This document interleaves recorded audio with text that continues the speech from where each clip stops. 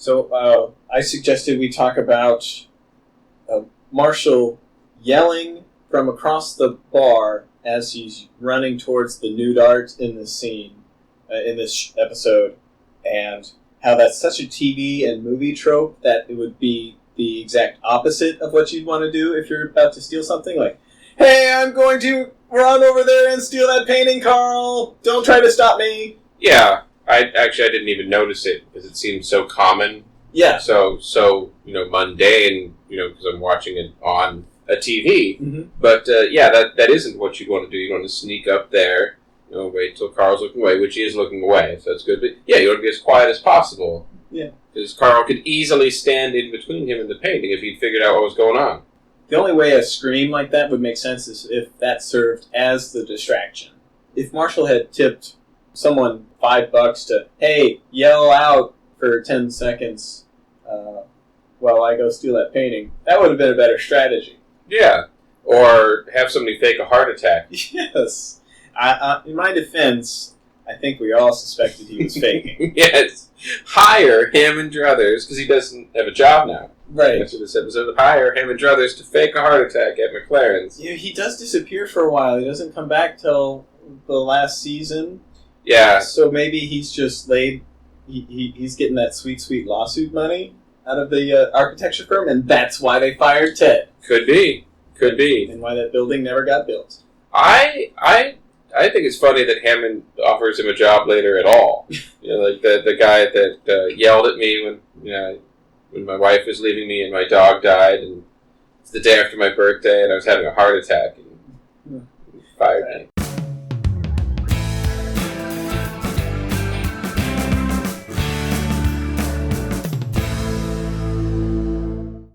This is HIMYM Superfans. Hey there, Chris Venezia. Hello, James Hamilton. This is the show where we talk about the CBS comedy How I Met Your Mother. And ruin it for you. We are going to ruin the show for you. That is a spoiler alert for the entire series. The entire series. That's right. Not just this episode. The entire series. For example, this episode ties in with Sorry Bro, one of my favorite episodes featuring Karen, which is available on our YouTube page. So go ahead and search YouTube for HIMYM Superfans. Check it out. So what episode are we doing this week? So tonight we are doing Columns, a.k.a. Nude Art. Nude Art. Nude Art. I love Nude Art. Actually, this stool. So when did it air? This was the second episode of 2007. Originally aired January 22nd. Directed by Rob Greenberg. What? Rob Greenberg. No. Rob Greenberg. Shenanigans? He is. He directed like 5-7 episodes of the series. Of course, we're used to Pamela Fryman, so let's try to look for some things that might be done differently. Yes, let's. Just Rob Greenberg. Yeah, fun fact about Rob Greenberg. Yeah. Not only is he the standard fill-in director, but he's also the artist of the painting of Barney, a la Kendall. Oh, okay. All right. That's cool. Yeah, true story. So let's talk about the guest star du jour of this episode. It is Bryan Breaking Bad Cranston. Right. You're goddamn right. Yeah. I think I used that before, but what else do you have to say? He's one of the hottest actors on television right now, and this is kind of before the Breaking Bad explosion. Yeah. Mr. Heisenberg himself. Yeah. So as with previous weeks, we're going to do our new low-key approach and play the episode and talk about it while we watch it. You don't need to follow along, you can.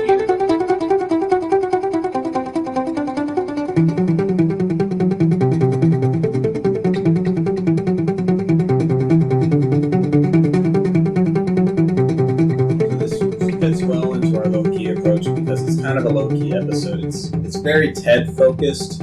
Robin's barely in it.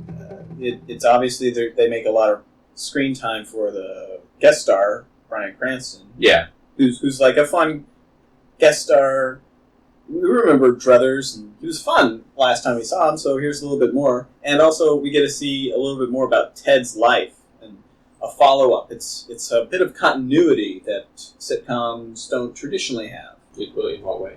In that we saw the episode where Ted got the contract to build the building.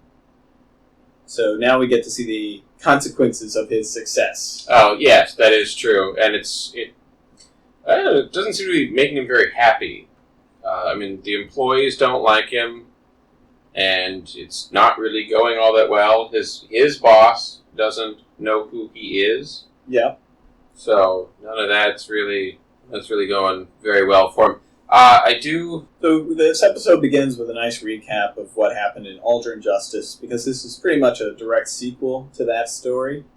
It's a bit autobiographical, because it's all about Ted and this time that I had to transition from employee to the boss. Yeah. And these scenes pull it off really well. I don't know if Pam would have done this, but this was really clever, where they have Ted chatting with his two coworkers in the break room, and they're having fun, and they pan over, and Ted's is off screen. Yeah. And then we see him come in as the boss from the other side of the screen, and the mood totally changes. Yeah.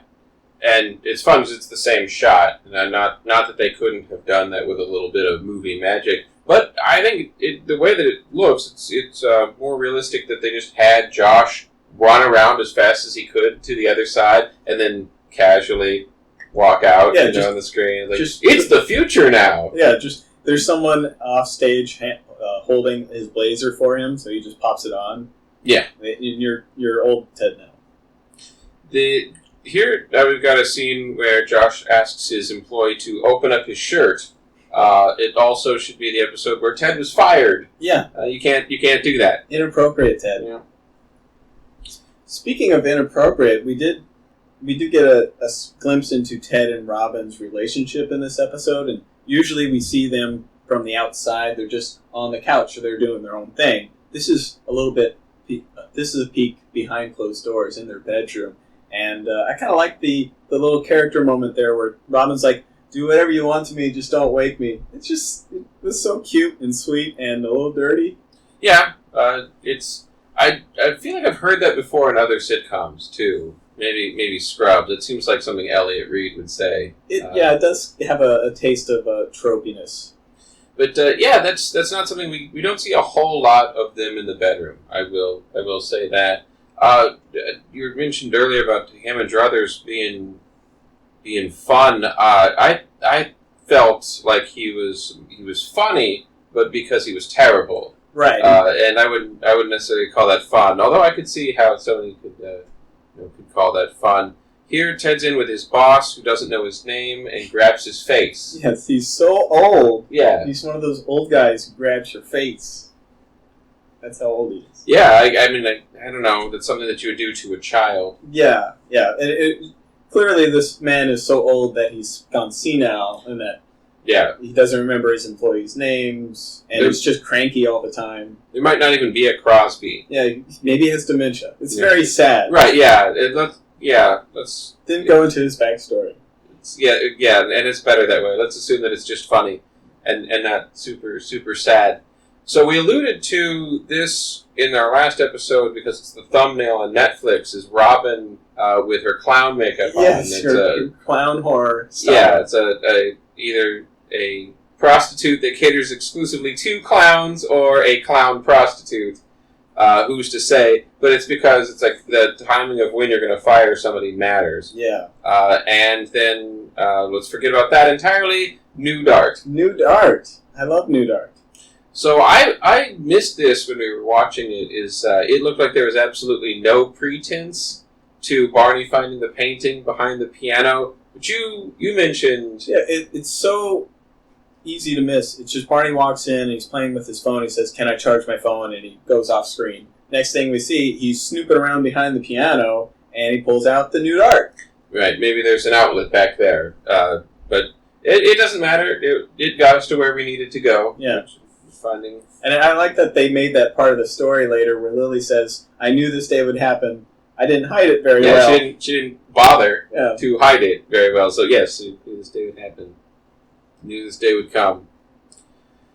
So, I guess the big thing for Ted this episode is he's supposed to fire his terrible employee, and because sitcom, it's his birthday, and he's going through a divorce, and his dog died, and he's having a heart attack. And he's homeless, yeah. And yes, and homeless. I actually a little sad I forgot one. I guess that ties sort of into his wife's divorcing him thing, because she gets the house, and he gets to live at work. Yeah. It's, and, I don't know. It's all things. Oh, it did remind me of never break up with a girl on her birthday, which is actually a Lilyism. Yes, It's not a Barneyism. One of the things he should have learned and transposed those skills. Yeah. But, so what he did not fire Druthers because it was his birthday. Right. I love that, it carries on with being the boss for the first time. It's the first time you have to fire someone. I don't know if you've ever done that, but I had to let someone go because there just wasn't any money for their position. And that was kind of awkward. It's like, I'm sorry, really nothing I can do. But it was easy because it wasn't his birthday. Yeah, right. And there wasn't people bringing out cake and cheering for him with a song. Oh, did anybody put a party hat on you to compromise your authority? No, I maintained my authority, sans hat. I think that's what he should have done if he saw what was happening. Like, he should be like, oh, hold on a second, and, put a party hat on you. Like, all right, go, continue. Yeah. And then you can't because you feel foolish. So that explains why you carry a party hat on you at all times. At all times. So you noticed a Comic-Con poster in the background. Because Comic-Con has become such a huge thing, how long ago did it start? And 1970. Oh, okay. So plenty of time. I like that Marshall was playing Super Mario World in college. That's cool. Like, you can definitely tell that that's what the cartridge is that's in the Super Nintendo. Very clearly a Super Nintendo. Yeah. It's a staple of mine growing up. I do like that they treat video games realistically in this series. When the characters are playing, they're sort of staring at the screen and moving their fingers deliberately, not sort of mashing the controller. Right. I mean, I guess if they were playing Mortal Kombat or something, that would be fair. But yeah, Super Mario World is a finesse game. Yes. You don't button mash on that. That's more floating around with your cape and having a Yoshi and other things. So let's talk about Carl's mustache. I think that Nintendo should give us free stuff for talking about their products in our podcast. Yeah. We can talk later about the new one. Yes, exactly. All right, so Carl's mustache. What's up with Carl's mustache? Yeah, it would get, if he's a vampire, it would get all sorts of blood on it. Yeah, I suppose, but I mean, then he's going to be more likely to clean that up. Does that only feed the conspiracy more? Yeah. Because the mustache doesn't have blood in it, that means that he's all the more a vampire? How many vampires do you know with mustaches? There's that one movie, Interview with a Vampire, where I'd swear that plenty of them had mustaches, but I haven't seen that in a while. Well, the real reason Carl has a mustache is because he was in a Western that week. Oh! Well, there was Cowboy Carl. Did Cowboy Carl have a mustache? Yeah. So Barney wants Lily to paint him. Yeah, and that scene has a lot in it because Neil's performance, his delivery of the line, paint me, it's kind of weird and creepy. Yeah. And there's a musical sting that reminded me of Indecent Proposal, and that got you thinking about Indecent Proposal as well, right? And it's kind of an indecent proposal. Let me paint you. Yeah. Naked. Like, you need money. I have needs also. Let's find an arrangement. Yeah, it seems, yeah, it's kind of dirty. The episode's going so fast. Well, it's like I said, it's about integrity. Is Lily going to sell her integrity for $5,000? Turns out, no, it's $7,000. All right, 10. Because they want to get it up to 7, but Barney says I'll increase it by 5. Barney's very terrible at negotiating. He is, yeah. Either that, or he has so many buttloads of money that $10,000 is nothing. Mm-hmm. I don't think that it is that big of a deal to him. So Ted goes into work for some reason, and Hammond Druthers is there. He's been kicked out of his house, and he is drinking what appears to be whiskey. That's a big bottle, and it's mostly gone. Yep. The thirsty fellow. Yep. Well, how else are you going to get to sleep? Oh, earlier scene. They had the Chinese food. Now, I know that this actually isn't that big of a deal, and if you watch other shows like Big Bang Theory, they almost exclusively eat Chinese food or Thai food or something. They talk about eating other things, and then they never do. Right. Like, I've never seen them eat pizza that I can recall when they talk about pizza. But I actually felt like that was a bigger deal when I was watching this, that like the gang would sit around and eat like non-white food sometimes. Like in other sitcoms before this, I don't recall, like on Friends, let's say, we should probably go grab Mother Van Dan from the other room, but because he's seen Friends and right. not this show. Yeah. But did they ever sit around and eat Chinese food? Because I feel like they didn't. No, I don't remember food a lot except for the Thanksgiving episodes, and I remember them eating pizza at a table that was too tall for you to sit at, and you had to stand at it. And that was like a unique thing for me because I never saw that before, but apparently that's very common. It's a thing, maybe a New York thing. Yeah, for a mobile population. I don't have time to sit down. I'm going to scarf down this pizza in 2 minutes. I just want a table to set my drink on. Right. I don't need a chair. Yeah, like you said, I'm packing twice as many people. Well, that's true. It's like I don't have to time leave so you can serve the next customer. Right. I've been sitting all day because I work in an office, so I want to stand anyway. That was less likely, I think, but I sometimes feel like that. Like, no, thank you, I've sat today. Yeah. But I don't know. If our fans want to write in and see, like, were there other sitcoms that did Chinese food before this one? I'm curious to see what people think, or if anyone thinks that that's a big deal. Yeah. I love that scene where Lily is trying to get Marshall to wake up, and if you don't have the DVDs, go out and buy them, because there's a great deleted scene for this episode where Lily's trying all sorts of different things to wake her up, and she keeps escalating it to the point where it's getting comically violent. And Jason won't move. Yeah.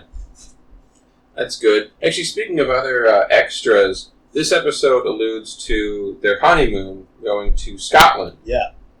And there actually are some scenes with that. Were they available online? They're available. They were published online, and they are available on the DVD. Okay. They're not really great. Not very good, no. Mm-hmm. No.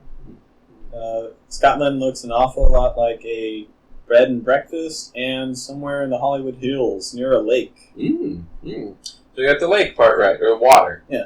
There's water. But I do like the continuity. That they do end up, like they decide in this episode they want to go to Loch Ness, and then they do. That's a thing. It's kind of an artifact of that time period where they weren't sure how to really tie in their broadcast shows with the web. So a lot of shows tried this. Let's do webisodes. Yeah. And they'll be super cheap. And How I Met Your Mother's was super cheap because I think they just gave Jason and Alyson one camera and said, go film it yourself. A camcorder or an iPhone. Yeah. And one person to hold it. Right, yeah. Maybe someone for lights, maybe not. Right, yes. Shoot it mostly outdoors. Mm-hmm. Yeah, exactly. So if it is outdoors. Yeah, that is a thing of the times there. So Ted is so bad at firing Hammond Druthers that he let him spend the night in his house and is now wearing Ted's clothes. Yeah. Down to the shoes, I think. How is he going to dig himself out of that one? He's not, which is actually nice. Other episodes we've been watching lately, they wrap themselves up by just saying that it's wrapped up. Right. Yeah. And this one's wrapped up by Ted firing him while he's losing consciousness from the heart attack that he's having. Yes, and he has long-term negative consequences. The whole office hates him. There might be a lawsuit pending. Right. But in How Lily's Stole Christmas, it was like, no, we're friends again. Or in Single Stamina, Barney's like, what? There's going to be a baby? Right, yeah, Deus exactly. Ex Machina. Okay. Yep. Let's decide that this is resolved. Yeah.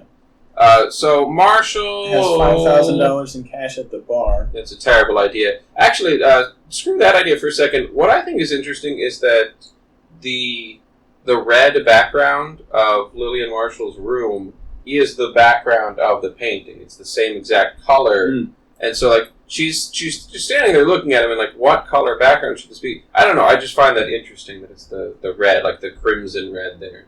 Yeah, she does not do a highly detailed painting. That is also true. Well, you know, Rob Greenberg should do better. Yeah. Also, another great deleted scene here with Neil dropping his pants several times. Oh, is there? Yeah. No, that's... Don't know. That's probably not for everyone. It's for some and not others. It was for Neil. Yes, I bet he enjoyed that. And maybe Jason. Right. Look at my butt. Woo-hoo. So, go ahead and be that guy. I don't know that I find the Ted and Druthers story as interesting or funny, like the 18th time that I've watched it. Yeah, I mean, they make it really easy for the audience and Ted to hate Druthers while no one else does, because they set up all these scenes. Because of this scene in particular is a great example where he's got his feet up on the table and he's being very blasé about, oh, this building will never be built. Let's just knock it out and go get drunk. He has no sort of sense of the stakes of his situation, and yeah, like no self-awareness. Right. And then he gets summons, from I think it's a summons or some sort of legal document that he gets from his wife about the divorce, and his dog dies, and people come out with cake. I don't know. It's just I'm not feeling it right now. Right. Yeah. Like, what is Robin up to? Let's see what she's doing. They hired a whole bunch of people to be in this scene.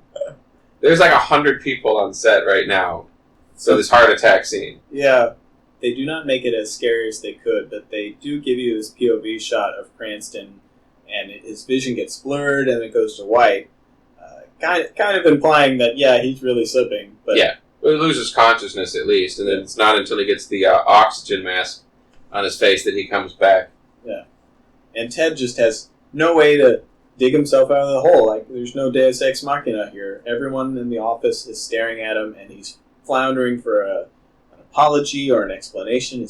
In my defense, the EMTs thought he might be faking.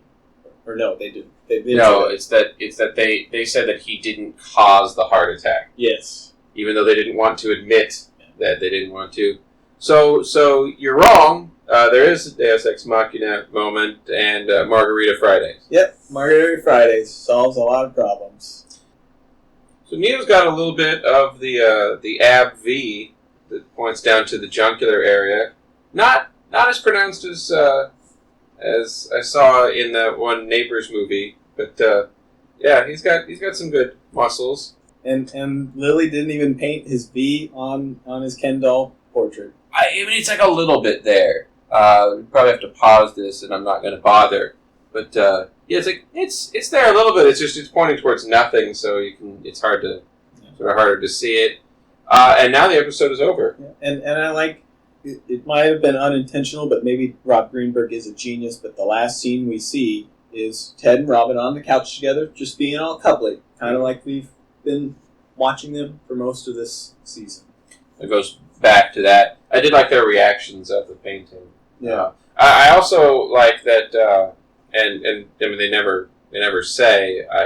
I like that Lily and Marshall get the money, and then they run, like Barney can't find them, or like do something to them to get the money back somehow or something. But or be like, no, for serious now, you have to paint a wiener on here, and you're gonna do it because I gave you $10,000. Yeah. Like, they just never resolve that. But like otherwise, it's like, oh, you just robbed me. Yeah. I asked you to do something for $10,000. We had a verbal agreement, and you didn't do it. Yeah, what is he gonna do with that painting? It's worthless to him now.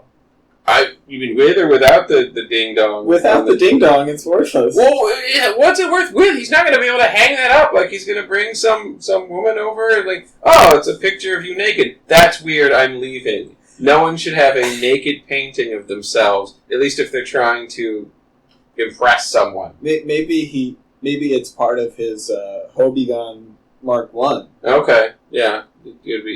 oh, look at this painting of myself. It's like how narcissistic does one have to have a painting of themselves, and all the more if it's them naked and holding a sword? I think there's a scale there, and Barney's on it, but it's not a portrait of yourself in oil on velvet.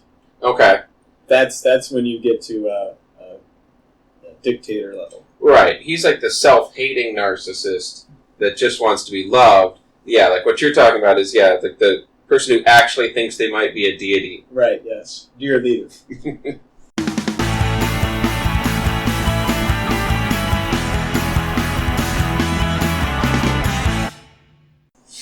So, that was Columns. Not an appropriately named episode unless I am missing some sort of nuance. Because otherwise, the only thing about the columns was about the columns that Druthers knocks over very early on in the episode. Well, it might be a stretch, and I'm coming up with it right now, but columns are architectural elements to support a great weight, right? And it's an ancient architectural idea, and maybe they're trying to tie the title into these are sort of the foundations of Ted's life, or this is maybe it's about the support Ted gets from his friends with his being the boss now and struggling with firing someone. Is that anything there? Yeah, I mean, a little bit. I appreciate that you tried. I don't think that it's wrong. I do think that it was a stretch. It is a stretch. Yeah. Okay, that's how I feel about that. That's as far as I'm willing to go as well. Well, good. All right, so fans, what did you think? You can hit us up on facebook.com/groups/HIMYM superfans, if that is still the website. That is. Or you can tweet at me at HIMYM_James. Check us out on Instagram. We're HIMYM Superfans on there. And we're on the YouTube. Check that out for a little return of the new dart in our review of Sorry Bro, exclusively on our YouTube page. This episode is fun. Whenever I see a dart now, I pretty much always say new dart. New dart. Oh, yeah, new dart. We haven't done favorite lines in a while, but that is one that stuck around. It's not a very memorable episode, but the new dart is very memorable. Yeah.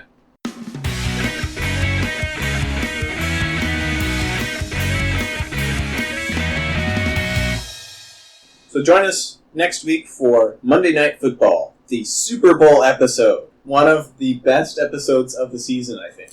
Yeah, I like it. It's got the Sensory Deprivator 5000. You all said it wouldn't work! It's got that whole scene of like him building it. You know, it's like very out of context of how they do the rest of the show. And it makes an appearance later on in the series. Yes, when Lily goes to the gynecologist. Yeah. When Lily goes to the gynecologist, they make Barney wear it just because they can't believe their doctor is not Barney. Right, without him being in the room. So, it's a good one. We'll do that one next week. Goodbye, everybody.